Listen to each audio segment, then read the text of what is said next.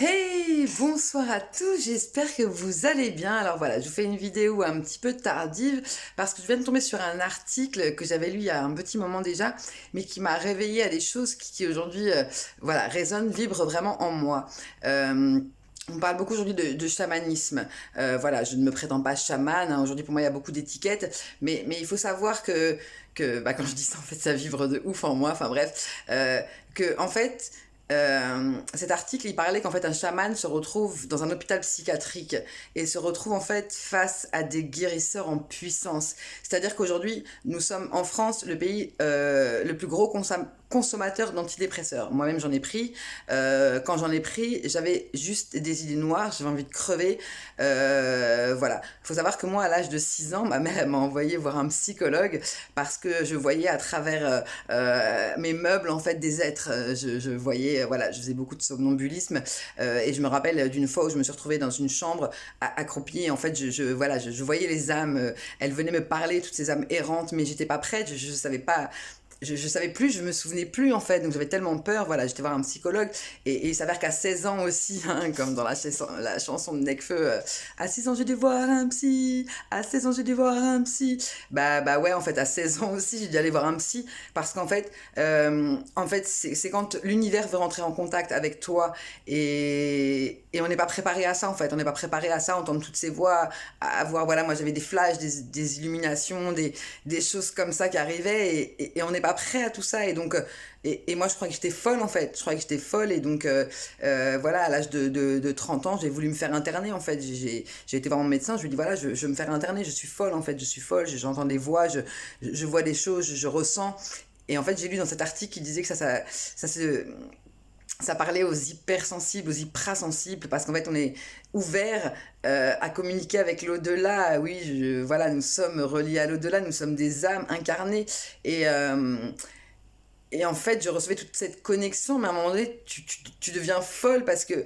c'est trop de pensées, c'est trop. Aujourd'hui, voilà, j'ai réussi à faire le calme plat, à me connecter, à m'aligner, mais j'ai cru devenir folle. Je voulais crever tellement de fois, en fait, parce que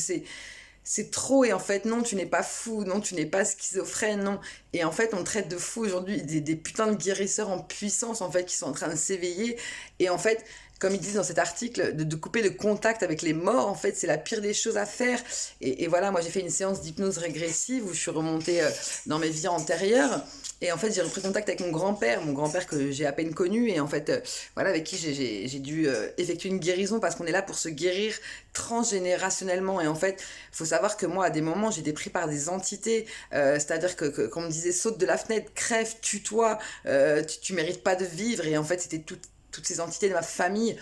qui venaient, qui n'ont pas réussi à guérir et qui venaient à travers moi essayer de m'éveiller pour que je puisse enfin transcender tout ça et guérir ma famille. Et j'ai eu cette illumination il y a 4 ans en Espagne où j'ai dit voilà, moi je sais pourquoi je suis là dans cette vie, en fait c'est pour apporter de l'amour dans ma famille parce que ma famille elle connaît pas l'amour, elle connaît que la destruction. Et, euh,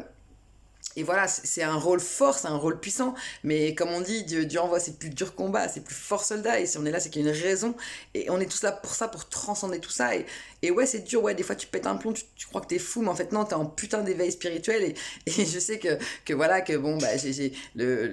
un jour avant mon anniversaire, en plein soir de pleine lune, voilà, où j'ai pris la cocaïne, et j'ai fait un putain d'éveil chamanique, mais de ouf, où je me suis retrouvée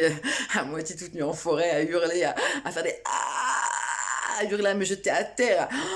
Et voilà, et mon homme qui était avec moi à ce moment-là, il m'a dit, il avait vu des gens prendre de la cocaïne, il a vu des overdoses et tout ça, mais moi, il a jamais vu ça de sa vie. Parce que j'ai fait un putain d'éveil et que c'était puissant et que je me suis reconnecté aujourd'hui à tous mes sens et que je suis là pour nous rappeler que voilà, nous sommes vraiment là pour guérir et que non, tu n'es pas fou, tu n'es pas folle, t'es juste en train de te guérir et que c'est puissant et qu'il faut s'accrocher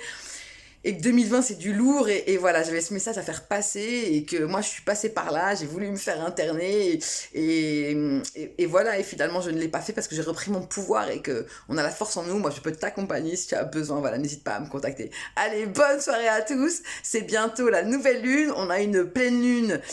en fin du mois, le 31, c'est du lourd franchement jusqu'au mois de décembre, mais là on va rentrer dans un nettoyage de ouf, mais c'est nécessaire, c'est puissant et seul l'amour nous sauvera les amis.